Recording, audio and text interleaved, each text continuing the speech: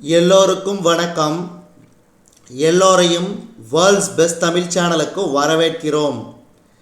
இந்த காணொளியில் நாம் பார்க்கவிருப்பது டிஎன்யூஎஸ்ஆர்பி எஸ்ஐ மற்றும் PC exam, sub inspector of police மற்றும் police constable exam 2024 general Tamil test number 1க்கான காணொளி. அதாவது ஜனவரி 1, 2024 இன்று அனைவருக்கும் ஆங்கில புத்தாண்டு நல்வாழ்த்துக்கள். இன்றிலிருந்து பார்த்தீங்கன்னா நம்ம சேனலில் எஸ்ஐ எக்ஸாமுக்கும் பிசி எக்ஸாமுக்கும் இந்த வருடம் நடைபெற உள்ள எக்ஸாமுக்கு காணொளிகள் இன்றிலிருந்து தொடங்க இருக்கிறோம். அதில் முதல் காணொளி இது ஜென்ரல் தமிழ். முதல் கேள்வி, பாரதிதாசனின் இயற்பெயர் என்ன? பாரதிதாசனின் இயற்பெயர் என்ன? இதுக்கு சரியான விடை சுப்புரத்தினம். இரண்டாவது கேள்வி, தமிழ் கூட்டல் எங்கள் என்பதனை சேர்த்தெழுத கிடைக்கும் சொல்? தமிழங்கள். மூன்றாவது கேள்வி, சுடர் பொருள் கூறுக. ஒளி. அடுத்து நான்காவது கேள்வி, அசதி எதிர்ச்சொல் தருக. சுறுசுறுப்பு.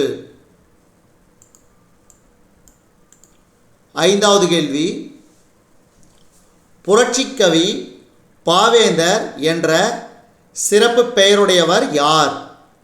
புரட்சிக்கவி பாவேந்தர் என்ற சிறப்பு பெயருடையவர் யார்? இதுக்கு சரியான விடை பாரதிதாசன். அடுத்து ஆறாவது கேள்வி, பாரதிதாசன் பிறந்த ஊர் எது? புதுச்சேரி.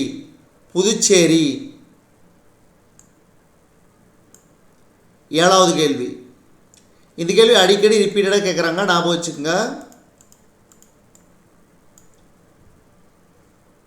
பாரதிதாசனுக்கு சாகித்ய அகாதமி விருதை பெற்றுத்தந்த நாடக நூல். சாகித்ய அகாடமி விருதை பெற்றுத்தந்த நாடக நூல் பிசிராந்தையார். கீழ்கண்டவற்றுள் பாரதிதாசன் இயற்றாத நூல் எது? பாஞ்சாலி சபதம். ஏன்னா பாஞ்சாலி சபதம் இயற்றியவர் பாரதியார். மீதி 3 பாருங்க, குடும்ப விளக்கு, பாண்டியன் பரிசு, அழகின் சிரிப்பு ஆகிய நூல்களை இயற்றியவர் பாரதிதாசன். 9வது கேள்வி, பொருள் கூறுக.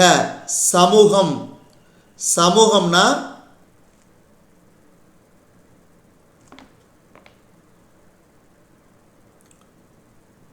மக்கள் குழு.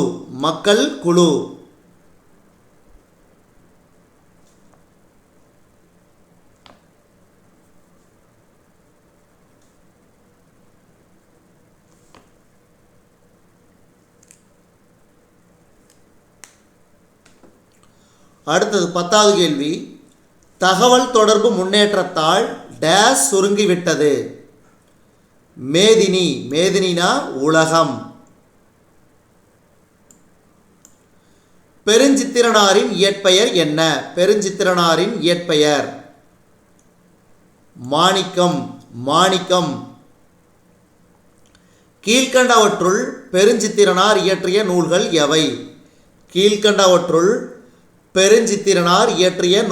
எவை? இதுக்கு சரியான விடை இவை அனைத்தும். அப்போ இதில் உள்ள நூல்கள் கனிச்சாறு, கொய்யாக்கனி, பாவிய கொத்து, அது மட்டும் இல்லாமல் நூறாசிரியம் ஆகிய நூல்களை இயற்றியவர் பெருஞ்சித்திரனார். சில சமயம் இந்த மாதிரி நூல்களை கொடுத்துட்டு இயற்றியவர் யாருன்னு கேட்பாங்க. அல்லது இந்த மாதிரி ஏபிசி 3 கொடுத்துட்டு ஆப்ஷன் டியில் அனைத்தும் அப்படின்னு கேட்டாங்கன்னா இந்த மாதிரி கேள்விகள் இப்படியும் கேட்பாங்க. அடுத்து 13வது கேள்வி, பெருஞ்சித்திரனார் பிறந்த ஊர் எது? சமுத்திரம். அடுத்து பாவலரேறு என்று அழைக்கப்படுபவர் யார்? பாவலரேறு என்று அழைக்கப்படுபவர் பெருஞ்சித்திரனார். பெருஞ்சித்திரனார்.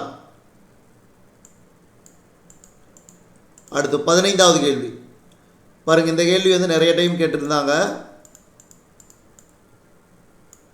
பாடல் அடிகளில் முதல் எழுத்து ஒன்று போல் வருவது எது? பாடல் அடிகளில் முதல் எழுத்து ஒன்று போல் வருவது மோனை. மோனை. அடுத்து ஊழி ஆழி இதில் பயின்று வரும் நயம் எது?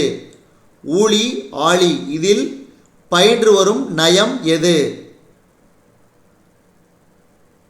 எதுகை என இரண்டாவது எழுத்து ஒன்றி வருகிறது. எதுகை. முதல் எழுத்து ஒன்றி வந்துச்சுன்னா மோனை, இரண்டாவது எழுத்து ஒன்றி வந்துச்சுன்னா அது எதுகை.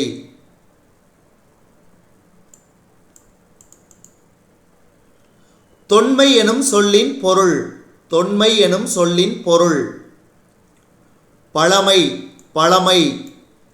அடுத்து தமிழ் மொழி போல் இனிதாவது எங்கும் காணோம் என்று பாடியவர். தமிழ் மொழி போல் இனிதாவது எங்கும் காணோம் என்று பாடியவர் பாரதியார். பாரதியார். ரொம்ப ரொம்ப முக்கியமான கேள்வி, நான் வச்சுக்கோங்க. தமிழ் மொழி போல் இனிதாவது எங்கும் காணோம் என்று பாடியவர் பாரதியார். தமிழில் நமக்கு கிடைத்துள்ள மிக பழமையான இலக்கண நூல். தமிழில் நமக்கு கிடைத்துள்ள மிக பழமையான இலக்கண நூல் தொல்காப்பியம். தொல்காப்பியம். பாகற்காய் பிரித்து எழுதுக. பாகற்காய் பிரித்து எழுதுக. பாகு கூட்டல் அல் கூட்டல் காய். பாகு கூட்டல் அல் கூட்டல் காய். ஐம்பெருங்காப்பிய நூல்கள் அல்லாதது எது? ஐம்பெருங்காப்பிய நூல்கள் அல்லாதது நீலகேசி என இது ஐஞ்சிருங்காப்பிய வகையை சார்ந்தது. அதே மாதிரி இங்கே கொடுத்துருக்கிற சிலப்பதிகாரமும் மணிமேகலையும் இரட்டை காப்பியங்கள். சிலப்பதிகாரத்தை இயற்றியவர் இளங்கோவடிகள், மணிமேகலையை இயற்றியவர் சீத்தலை சாத்தனார், அதாவது கூலவாணியன் என்று அழைக்கப்படக்கூடிய சீத்தலை சாத்தனார். அடுத்து சீவக சிந்தாமணி இயற்றியவர் திருத்தக்க தேவர். இந்த சீவக சிந்தாமணி வந்து மணநூல் என்று அழைக்கப்படுகிறது. இதனுடைய பாட்டுடை தலைவன் சீவகன். இதெல்லாம் ஞாபகம் வச்சுக்கணும். ஒரு பாயிண்ட்ஸ் வந்து நம்ம கொடுக்குற ஒவ்வொரு வாக்கியங்களாகட்டும் முக்கிய குறிப்புகளாகட்டும் நீங்கள் வந்து ஞாபகம் வச்சுக்கோங்க. அலட்சியமாக எடுத்துக்காதீங்க. இன்றிலிருந்து படிக்கிறதுக்கு ஸ்டார்ட் பண்ணிடுங்க. அடுத்து 22வது கேள்வி. கடல் நீர் முகந்த கமஞ்சூல் எழிலி என்ற வரிகள் இடம்பெற்றுள்ள நூல் எது? கடல் நீர் முகந்த கமஞ்சூல் எழிலி என்ற வரிகள் இடம்பெற்ற நூல் எது? கார் 40. கார் 40.